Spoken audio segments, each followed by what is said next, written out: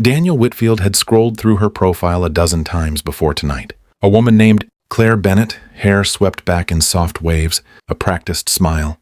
The kind of photos that looked curated by someone who knew her angles. He'd built a picture in his head, poised, put together, maybe a little guarded, the way people are when they've been burned before. He'd been sitting at the corner table of Bellwoods for 23 minutes, the Seattle skyline glittering behind him through floor-to-ceiling windows. The Space Needle lit up like a beacon over the water. He'd ordered a bottle of red he couldn't really afford, because his brother had told him, first impressions, "Danny, don't be cheap."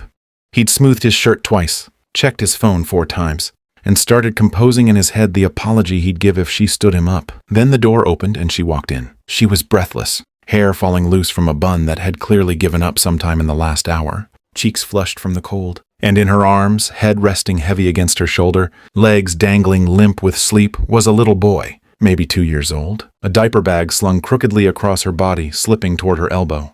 "Sorry, I'm late," she said, and her voice cracked in the middle of it. Like she'd rehearsed the sentence the whole drive over, and it still wasn't enough. Daniel stood up so fast his napkin fell to the floor. He didn't say anything right away. He just looked at her, really looked, and understood, in the space of a breath, that the woman in the photos and the woman standing in front of him were the same person wearing 2 different lives. "I can go," she said quickly, already half turning toward the door. "This was stupid. I don't know why I even came. I should have just canceled." "Don't," Daniel said. It came out faster than he intended. "Please, sit down." She hesitated, shifting the boy's weight against her hip. "His name is Eli," she said, as if that explained everything and nothing at once. "My sister was supposed to watch him tonight.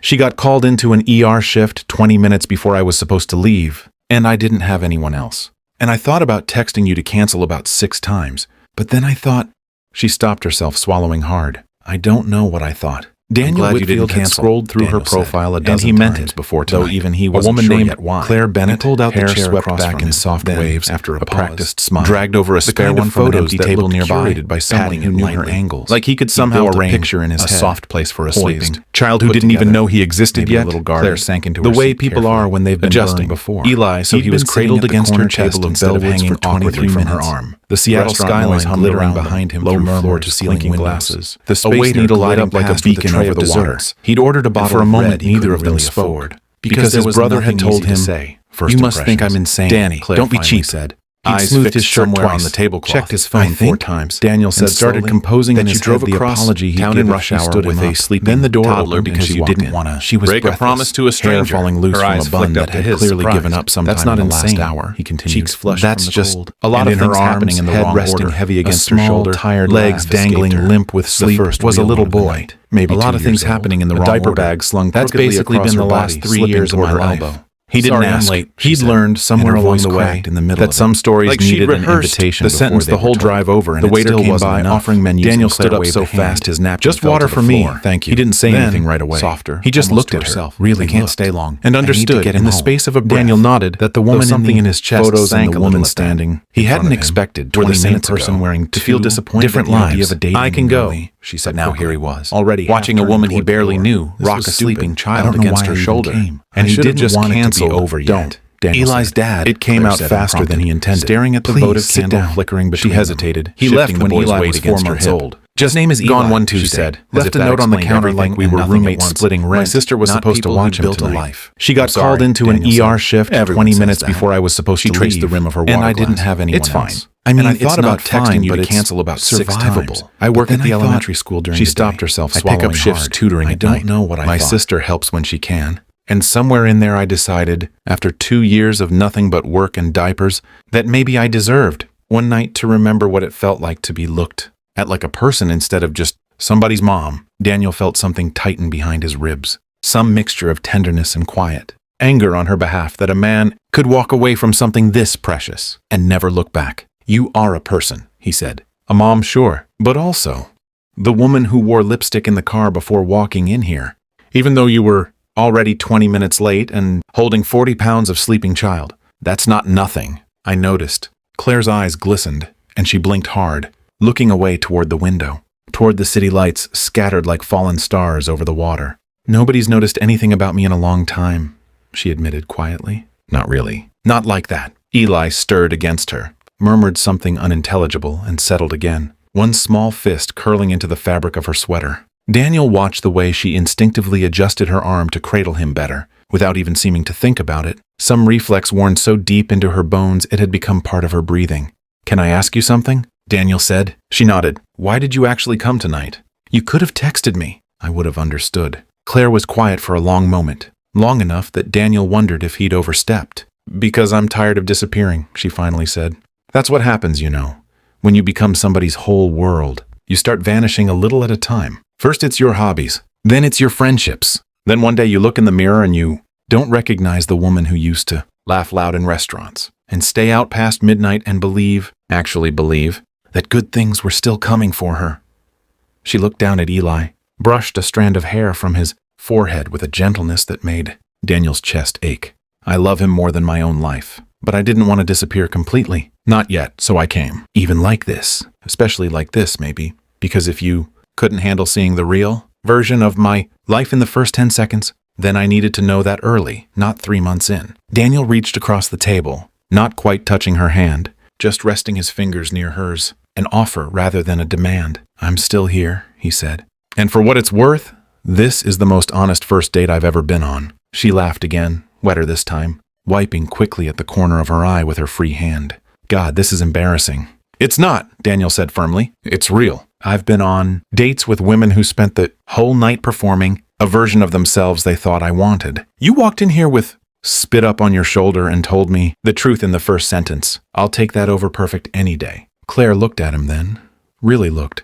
The way you look at someone when you're deciding whether to let yourself hope. "I should still get him home," she said softly.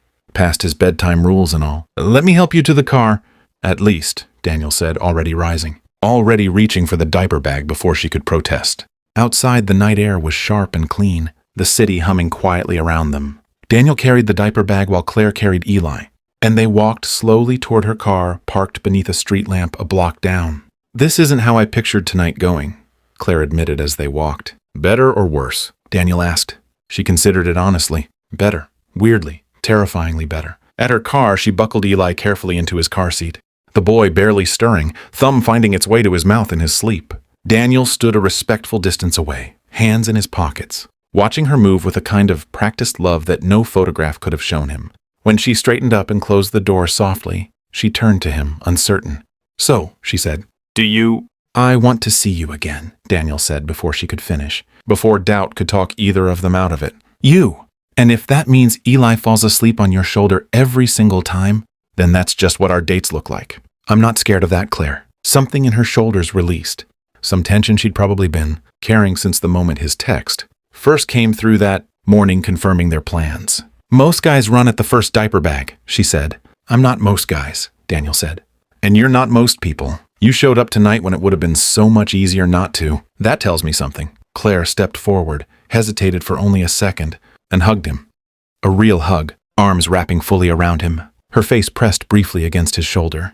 He held her carefully, aware of how long it had probably been since someone had simply held her without needing anything in return.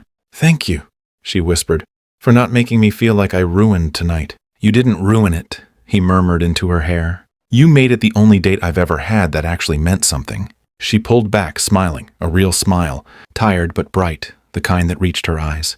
"Call me tomorrow?" she asked. "Every day," Daniel said, "if you'll let me." She got in the car, rolled down the window once more before pulling away. "For the record," she said, "the woman in those photos was hiding a lot. This is who I actually am." "I know," Daniel said, smiling back at her, "and I like her a lot more." He watched her taillights disappear down the street, the glow of the city wrapping around her car until it turned the corner and was gone. Then he walked back toward the restaurant, hands in his pockets, feeling something unfamiliar settle over him. Not the disappointment of a date, cut short, but the quiet certainty of something real finally beginning. 6 months later, on a Sunday afternoon, thick with the smell of pancakes and maple syrup, Daniel stood in Claire's kitchen with Eli perched on his hip, the boy's small hands sticky with syrup, laughing at something only a 2-year-old could find endlessly funny. Claire leaned against the counter, coffee mug in hand, watching them with an expression Daniel had come to recognize as the one she wore only when she believed, fully and without doubt, that good things really had come for her after all. "Sorry I'm late," Daniel said, grinning, holding up a plate of slightly burnt pancakes he'd insisted on making himself. "Some things never change," Claire said. laughing, crossing the kitchen to kiss him softly before, wiping a smudge of syrup off Eli's cheek, and later, when they finally sat down together at that same small table by the window, watching the morning light spill gold across the room, Daniel understood something he hadn't fully grasped that first night at Bellwoods, that sometimes the most unexpected beginnings become the truest ones, and that the moment a woman walked into his life carrying a sleeping child and an honest apology, she'd handed him something far more valuable than a perfect first date. She'd handed him the truth, and it had been enough to build everything that came after.